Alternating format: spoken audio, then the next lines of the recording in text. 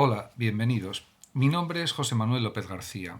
Leonardo da Vinci. En este vídeo ofrezco algunas explicaciones sobre este gran genio del Renacimiento que fue Leonardo da Vinci. Fue un creador polifacético y se formó en todos los campos del saber. Por eso se le conoce también como un polímata, porque se interesó por numerosos aspectos de las ciencias, del conocimiento de su época. Estamos hablando de finales del siglo XV y las primeras décadas del siglo XVI, ya que nació en 1452 y murió en 1519. Se dedicó, por tanto, a la búsqueda también de la naturaleza del ser humano, y su mente pues nunca descansaba, siempre tenía la mente en ebullición constante, buscaba nuevas informaciones, nuevos datos, encontraba nuevas relaciones entre las cosas y su curiosidad era inmensa, era una curiosidad, podemos decir que universal, sin ninguna duda. Además, aunque destacó como un gran pintor, pues también él investigaba la naturaleza que le rodeaba y en la que estaba inmerso también, como es natural, y en su tratado de pintura escribe lo siguiente, Leonardo: el ojo es el que abraza la belleza de todo el mundo y es la ventana del cuerpo humano. Por tanto, para Leonardo lo visual era lo más importante sin ninguna duda. Por eso se dedicó con especial intensidad al arte pictórico, aprendió la técnica de pintura a lo largo de varios años y destacó sobre todo como pintor y también, por supuesto, como inventor. Además, él plasmaba lo que veía sobre los papeles, sobre las hojas de las que disponía. Escribía, como se sabe, al revés, de derecha a izquierda, y hay distintas hipótesis para saber por qué lo hacía de esa manera. Pues algunos decían que era para evitar posibles plagios o que descubrieran lo que él estaba pensando, escribiendo, pero quizás la hipótesis más plausible, la que probablemente es la explicación verdadera, es que era zurdo y de este modo pues no emborronaba la página a la hora de escribir, y esto pues era importante para que sus textos fueran posteriormente legibles, como es también entendible. Por otra parte, hay que decir que se conservan multitud de folios, de hojas que redactó, que escribió en los manuscritos de Leonardo y que han sido investigados a lo largo de la historia en estos 500 años. Y, por supuesto, se sabe que hay más de 4.100 hojas que componen los 25 códices de Leonardo que se han conservado hasta la actualidad, los denominados cuadernos de Leonardo. Hay que tener en consideración que Leonardo vivió 67 años, lo cual pues no parece una edad muy avanzada para nuestra época, pero que diríamos con tal intensidad de trabajo, de esfuerzo, de creación, que se adelantó en muchos aspectos a la época ilustrada del siglo XVIII.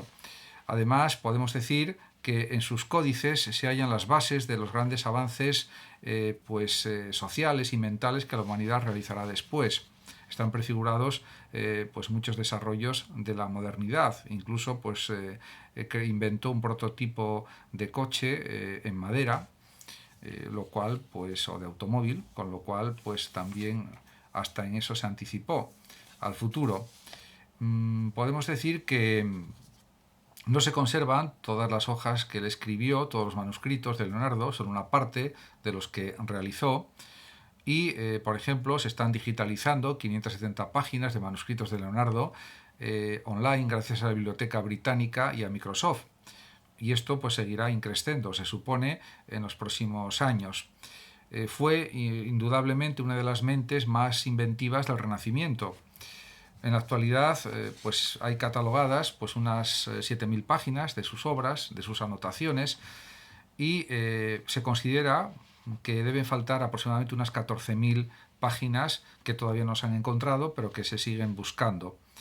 Por lo tanto, todavía hay mucho por descubrir de Leonardo, por lo menos en cuanto a sus manuscritos, podemos decir. En sus escritos se nota que él adoptaba un planteamiento empirista en cuanto a la realidad, pero también racionalista, porque él consideraba que la razón y la experiencia son partes fundamentales de cualquier tipo de conocimiento. Por lo tanto, él daba una extraordinaria importancia a la razón y a la experimentación y consideraba que eso era un método efectivo para avanzar en el trabajo intelectual. Además, por supuesto, como es de sobra conocido, imaginó y diseñó numerosos inventos, algunos rudimentarios, algunos incluso que fueron fallidos o que fracasaron, y algunos de sus experimentos o experiencias que tuvo pues también fueron un desastre, pero no hay que reconocer que realizó grandísimos inventos y aportó muchísimas cosas nuevas para el presente de su tiempo y también para el futuro. Por ejemplo, se puede citar el tema de la proporción, de la proporcionalidad, que tiene una plasmación artística indudable en el llamado Hombre de Vitruvio, porque él había estudiado las obras arquitectónicas, sobre arquitectura de Vitruvio, de este arquitecto romano de la antigüedad, y realmente eso lo plasmó también en sus desarrollos propios. Podemos decir que para él, para Leonardo, la sabiduría es realmente el resultado, podemos decir, de la experimentación, y que en esto lo dice muy claro. Todo nuestro conocimiento proviene de los sentidos, proviene o tiene su origen en las percepciones, con lo que está reafirmando un empirismo en cierto sentido pues parecido al de Locke o al de Hume, sin ninguna duda. Incluso hay comentadores de las obras y de los avances creados por Leonardo, como es por ejemplo el físico austríaco Capra, que sostiene en su obra La ciencia de Leonardo que no fue Galileo, sino Leonardo, el verdadero fundador de la ciencia moderna. Yo en esta cuestión discrepo de este físico porque considero que Galileo, Kepler, Newton, etcétera, Tycho Brahe y también Leonardo fueron los que, diríamos, desarrollaron la ciencia moderna, pero no solamente Leonardo, porque Leonardo pues no aplicó una base física o matemática fuerte, como hizo, por ejemplo, Galileo, como hizo Kepler, etcétera. Pero en cualquier caso, sí lo podemos situar como uno de los fundadores de la ciencia, diríamos, moderna. En ese sentido, sí, se podría considerar que es cierto. Para Leonardo está claro que lo mejor en el conocimiento, en el avance, en el descubrimiento de cosas nuevas, en definitiva en el desarrollo y el progreso humano, pues lo mejor es la mezcla o la combinación de conocimiento e intuiciones.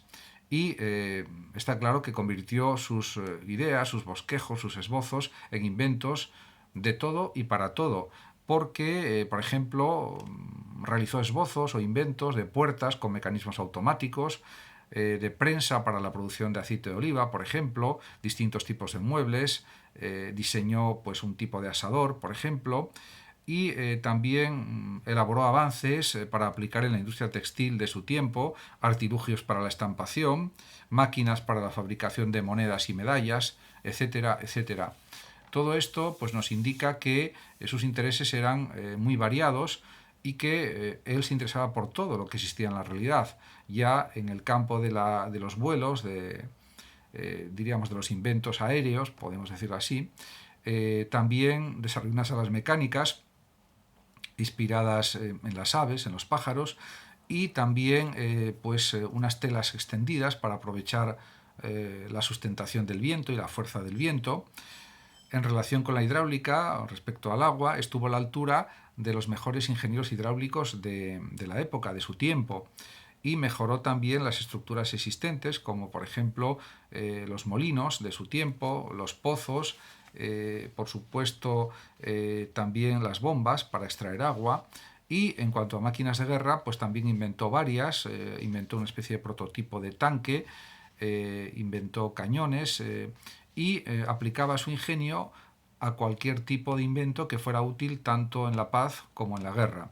En ese sentido, ha habido numerosas exposiciones de sus inventos, porque todos fueron realmente extraordinarios. También intentó inventar como equipos de buceo, de alguna manera, por prototipo de submarino, por ejemplo, y en ese sentido se adelantó cientos de años al surgimiento de estos inventos como el submarino, como los aviones, etc.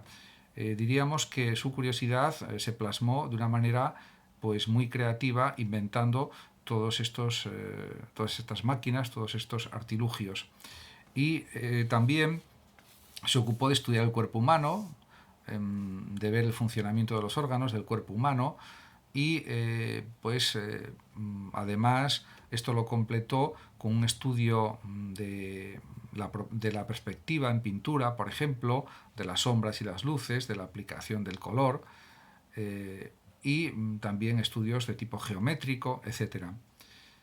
Por lo tanto, su actividad como inventor, como creador, como artista, es un ejemplo para el siglo XXI. Muchas gracias a todos por su atención. Saludos como siempre a los oyentes de Radio Sofando de México. Y por último decir que el que lo desee puede compartir este vídeo en sus redes sociales, darle like o suscribirse a mi canal de YouTube. Hasta siempre.